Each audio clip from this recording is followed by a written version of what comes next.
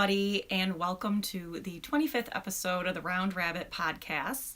My name is Nancy, and you can find me everywhere on the interwebs as Round Rabbit. That's who I am. I'm on Ravelry, Instagram. I have a Ravelry group for the podcast that I don't ever participate in. But every week I say I'm going to do it. I know I've said this now every week, literally. But yeah, I'm going to get around to it one of these days. So feel free to join if you want to. If you like talking to other people and not me, that's the place to do it. Hey, today I'm drinking tea like a proper knitting podcaster. No wine for me today. I've been a little bit under the weather. Last week I was quite sick and I'm on antibiotics now for the duration. It's already been 10 days. Looks like I have another 10 days to go. So no alcohol for me, which is fine. I do miss my wine though. I can't wait for me to have some wine. I can't wait to learn English either. That's never happening. Anyway, I'm actually a tremendous tea drinker. I just don't talk about it. It's my private self. No, not at all. I drink a lot of tea. That's kind of what I drink all day long. So, what am I drinking today? You're all wondering. I'm just drinking some Earl Grey with a dash or two of black walnut bitters, which is one of my favorite things to do. Sometimes I just drink that in hot water alone. If you've never had bitters before, they're an extract of various things, and they're used primarily, people think of them as being used in mixed drinks. There is a local company, somewhat local to New York State, company called the Fee Brothers, and they make a huge array of bitters in every possible flavor you can think of, and I just love to add different ones to water, cold water, hot water, tea, whatever. And black walnut is my current favorite, and it's delicious, and I'm so glad I'm telling you all about this, because that's why you're here. You're here about my tea. I know it. Anyway, it's good. It's really, really good. And I've got a whole pot of it sitting down at my feet because I hate cold tea. So I tend to make a big thermos of it. And when the tea gets a little cool, I just throw some more in there to warm it up. Those are my helpful tea hints. I don't know why I'm telling you this. It's because it's what we do, right? Okay, let's see. Today is Friday, November 10th, 2017, I think. And I don't know if I already said that, but why not say it again in case I didn't. What have I been doing? Well, I mentioned I was sick, so I wasn't doing a whole hell of a lot at that time. But now I'm back on the making wagon, and let's see, what have I been doing? Not a lot of knitting, hand knitting, I should say. I've been doing quite a bit of machine knitting. Although I did, last night I took out a project that is supposed to be a knit along that I started. I don't even remember when I started it. It was quite some time ago.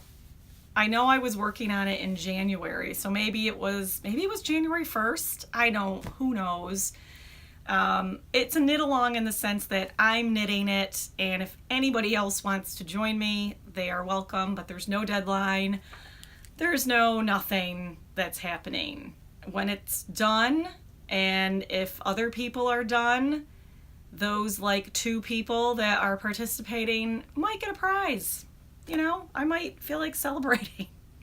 But believe me, this is going to be a long way down the road because what I'm making is a blanket. Yes, a blanket. And I will show it to you. It is I can't pick everything up here. I'm all tangled. It is called the 64 Crayons blanket, and it is by Amy Swenson. Let's see if I can show that to you. See that stripy magnificentness right there? So, yes, it uses my beloved Noro. If you've watched me at all, you know that I have a little obsession with Noro. And this blanket is kind of perfect for that. I'm getting all entangled here. Yeah, I kind of made a mess. Anyway, I'm not that far on this. In fact, I think probably last time I showed this, I was about where I am now. I managed to add, I don't know, maybe 4 inches on it last night. Yeah, I'm going to try to put this on my couch so that this will become my TV watching knitting because, why not knit while you're watching TV, obviously. And I find that, I don't know, we're watching Stranger Things right now, which I know everybody has watched. And I tried to watch the first season last year when it was out, first came out. And this is like totally nothing to do with knitting. I'm off on a tangent and I'm not even drinking wine. So you can see that does not actually affect me like some people seem to think it does. But no, I'm naturally this scattered. Anyway, Stranger Things. So I started watching it at the last year when the first season came out, and I got through the first several episodes, and I was enjoying it. I wouldn't say that I was like sucked right in and obsessed. In fact, I wasn't, because I stopped watching it. I can do that. I can watch the most suspenseful movie right up to the last 10 minutes and I can be like, yeah, I'm good. I don't need to watch anymore. So I kind of did that with Stranger Things. So the second season's out now. Everybody's freaking out about it. Gotta watch that. So my husband Scott and I decided to start all over again with the first season, watch that, and then we'll get through the second season. So we're in the middle of the first season. And I kind of feel the same way I did the first time I watched it. I mean, it's good. I would say that it's better than most TV that is out there. Am I like flipping out over it? Not really. Not really. And I gotta say, and hate me if you will, but 11? I mean, what is everybody freaking out about this 11 for? Like, all she does is like stare at the camera or, whatever it is she's trying to manipulate with her mind. Her nose bleeds, then she passes out. I mean, that's it. I mean, I know I'm hardly into the series. Maybe she does cartwheels. I don't know. I'm waiting for it. But I do like it. I'm not bashing it. Well, I am a little bit, but not... I am enjoying it. And that was my tangent about television. I did enjoy, so we binge watched Bates Motel at the urging of my friend David. And I loved that. Absolutely loved that. I am totally down for some psychotic, murderous behavior. That is like right up my alley. So that was awesome. Though I still haven't seen the last season of that because it's not on Netflix yet. And that's the only way I can see it. So I gotta wait. Tea break. Anyway, what was I talking about? My blanket. Here it is. This is, oh jeez, yarn everywhere. Here we are. This is what I have done so far. Here's the top of the loom. If you're new to loom knitting, this is what it looks like. It looks odd. It's all stretched and freaky looking. And then as it comes out and the tension releases, it's totally normal. But look at those colors. I know I've shown this before and I'm going to show it again because it's beautiful. Beautiful. What I love about these kind of stripy projects is the unpredictability of the color combinations. I don't put any thought into choosing this yarn, very little thought. I randomly choose 2 different colorways, and that's what this panel is going to be. And when I'm ready to do my next panel, I'm going to pick 2 new colorways and just kind of wing it. So what I'm doing, the two colorways I'm using on this is Noro Curion. I think that's how you say it. I never actually know. This is color. One day I will remember to wear glasses on my podcast. I think it says 349. Actually, I can show you. Don't trust me.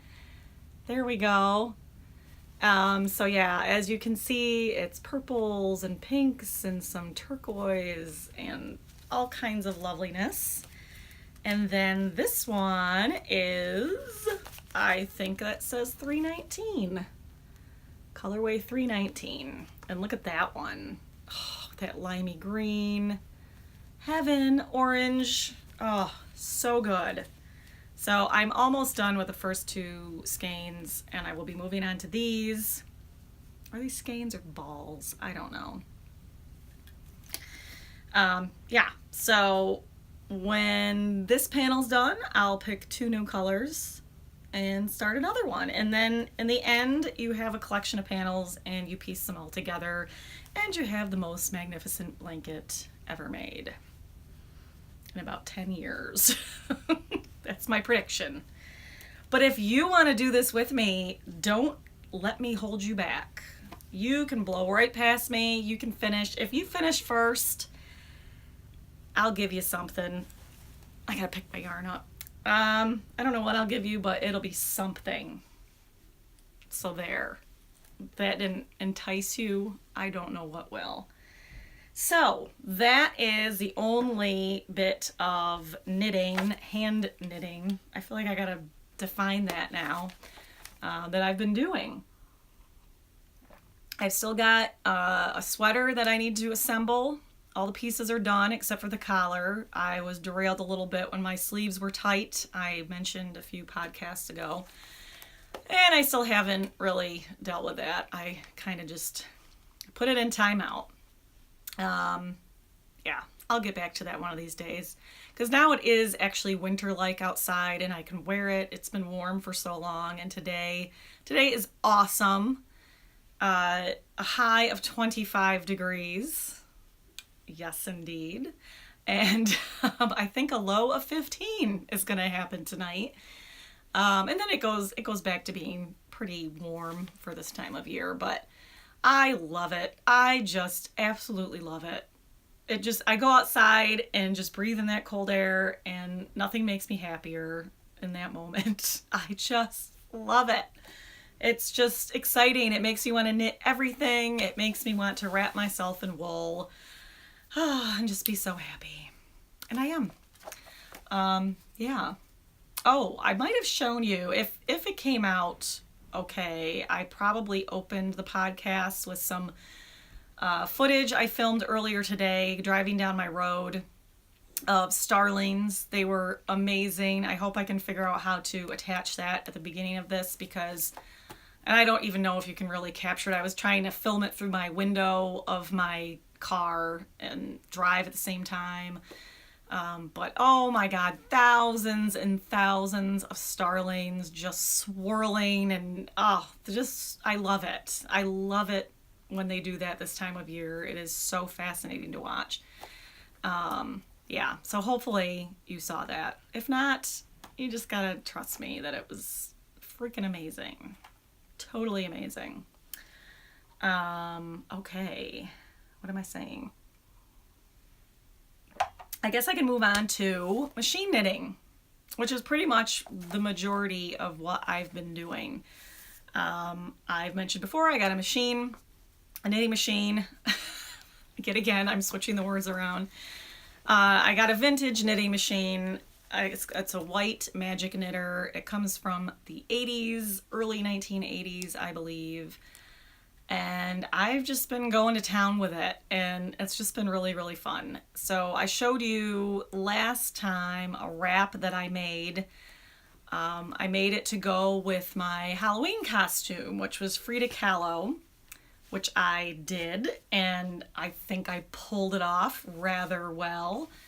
I was starting to get very sick when I was wearing the costume. I was starting to not feel well that night, so kind of overshadowed the fun. But it was really fun to dress up like her, and yeah, it went really great. It was a super fun time. I hope all you guys had a great Halloween as well. So I wore my wrap, and I've been wearing it pretty much every day since. Like every single time I go outside, I put that on. I really just been wearing it kind of as just a big, long, thick scarf. And I love it. I just love it. I love the yarn, which I mentioned is 100% acrylic. Crazy, right? I love it. It's soft. It's wearing really well. I've been pretty hard on it, and it's got minimal fuzzing on it. I just take my little defuzzer and run it over certain spots, and it cleans it right up. In fact, I was going to show you guys what I have for that. This is my little depiller. It is called the Evercare, and it's just a little battery operated. It looks like a shaver. We can just do a quick shave here, but battery operated. And then this little thing here comes off, and you empty that out. Anyway, it works great. I've had it for a few years, and super reliable, does a really good clean job, doesn't damage anything. And yeah, that's my little endorsement for the Evercare thing. Sweater shaver, deep pillar, I don't even know what they call it. I got it on Amazon. Yeah, that's my story about that. Let me shove this somewhere. So anyway, after my last podcast, my friend Lorelei from the Handmade by Lorelei podcast shot me a message and said, if I send you some yarn, will you make me one of those wraps? And I said, sure I will, because I love her and I'll do anything for her. So here is what I did. She chose it's the same kind of yarn I used, which is Lion Brand Mandala. It's 100% acrylic yarn. You can get it at Walmart. They have it, and it comes in many really, really pretty colors. And this is the colorway that Lorelei chose, so I'll just kind of show it to you here. It's really long, as was the last one. Isn't it pretty? So there was a really random stripe that appeared. Let's see where it is. It must be right there. There we go. See that stripe? So this yarn does have an occasional thing like that, and I think it even says so on the package that it does happen. It doesn't bother me at all, and luckily it does not bother Lori either. I like it. I just think it adds to the interest, but these colors are beautiful. I mean, look at how pretty this is. Super soft and blankety. So I told her that I was going to send it to her after I showed it on the podcast, because I wanted to have something to show you guys since I don't have too much else. But yeah, so I'm making a bunch of these actually to put into the local, my friend's local shop called Hector Handmade. My friends Jenny and Jesse started a really awesome little shop this summer that features the handwork, I should say, not hand, I mean, yeah, whatever, handwork by people from the area. I believe it's within like 30 miles radius of Hector, New York. And it's just a great little shop. It's got all kinds of amazing handmade things in it. And I'm going to be making a pile of these wraps to bring down there, because why not, right? I can do them pretty quickly. This yarn is pretty inexpensive, but I really think the quality is great. It's something that people can throw in their washing machine and dryer and not worry about it. There's no worries about allergies. Blah, blah, blah. It's gonna be awesome. So I've loaded up on, I got a bunch more colors. This is the yarn, Mandala, Lion Brand. This is a fun colorway that kind of shows you what it's supposed to look like right there. So I've just got a bunch that I'm going to try to get done pretty soon. Those are pretty colors. And then the other one I got was the same as the first one that I did for my costume. I love this. I like them all, actually. I'm kind of really, I don't know if I'm surprised that I like this yarn so much. Not really. I've used Lion Brand before. I've always liked Lion Brand yarn. But I guess I've never really thought that I would want like an entire garment made out of acrylic yarn. It's not for any other reason other than I've never felt an acrylic yarn that I think feels good. Except this. I think this feels fantastic. And I know there's really good acrylic yarn out there. I just personally have never used it. So now I'm using some and I like it. Yeah, that's my acrylic yarn story. So, like I said, I'm going to be making a bunch of these to sell locally. I probably will not be listing them online. Mostly because I can't make that many before holiday time, and I'd like to have something to put locally. I also have a couple of different little pop-up crafty shows that I'm doing that I'd like to have some things to sell. So, yeah, I'm telling you just things you don't need to know, but I'm telling you anyway. Guess what? The tea's getting cool. You know what that means. Time to add a little hotness. I don't know about you, but like, as soon as the tea is no longer hot, it is not good. Sounds like I'm peeing right now, but I'm not. Or am I? That's ridiculous. This is what I'm doing. I'm pouring this into this. That's all that was. Yeah. And now I'm going to add my bitters. So pardon me while I mix up a drink. This is the bitters, by the way. Black walnut bitters, Fee Brothers. They make great stuff. My other favorite is rhubarb. I put that in my water all the time. All right. I'm just like doing a cooking show here.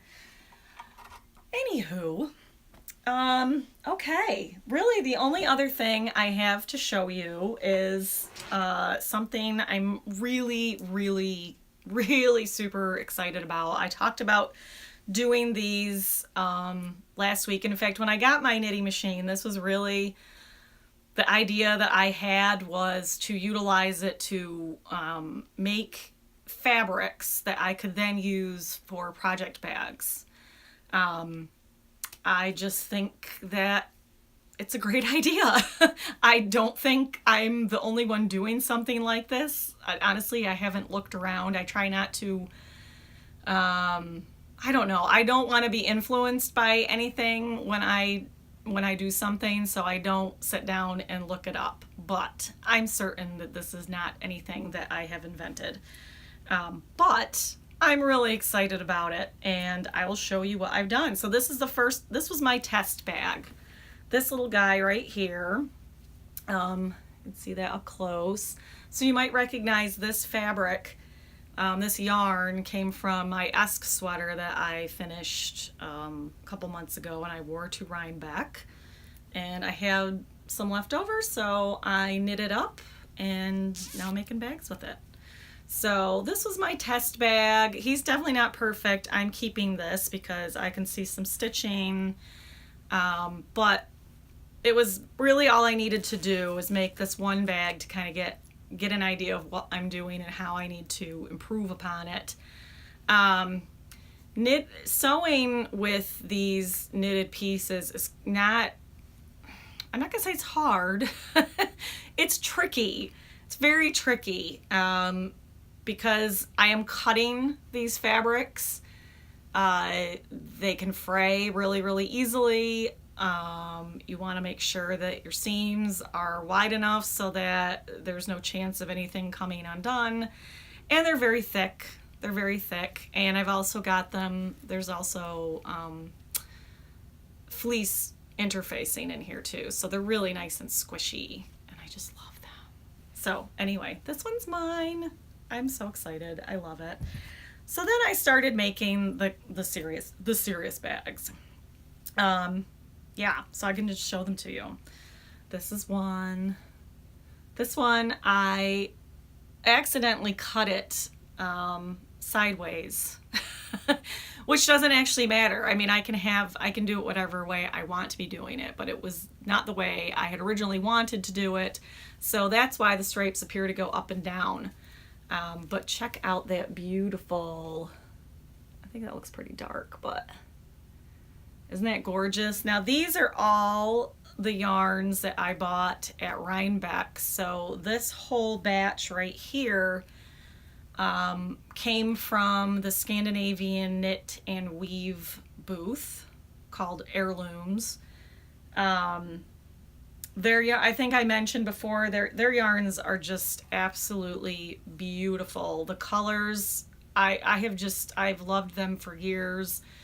And their price point is phenomenal, which is something I have to really consider when making these bags. I've had a few people ask me, like, are you going to use so-and-so's yarn to make a bag? And the thing is that most indie dyers, in order for them to make any money, they have to charge more, obviously.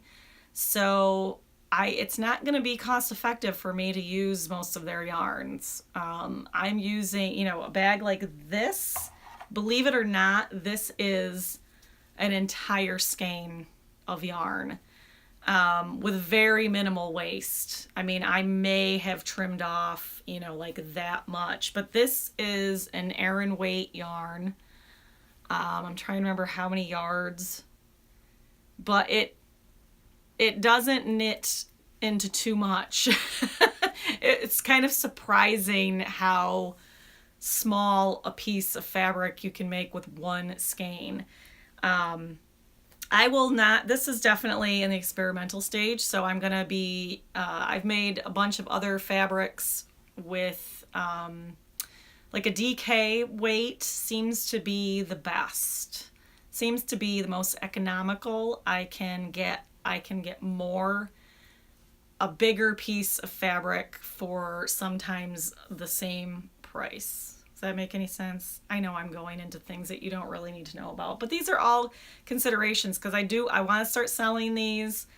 I'm hoping to kind of turn this into a new branch of my business. If you've watched this for a while, you know or may know that I have been a potter and a ceramic artist for the past 10 years, but I can't do that right now because we are building our house that you see me sitting in. And the room that is my pottery studio right now is our kitchen, and it's probably going to stay that way for a while. So long story short, I can't really work and do my job, and I need to do something. I have to earn a living. I'm revealing so much. I know people love that though, right? They want to hear all your problems, and I got problems.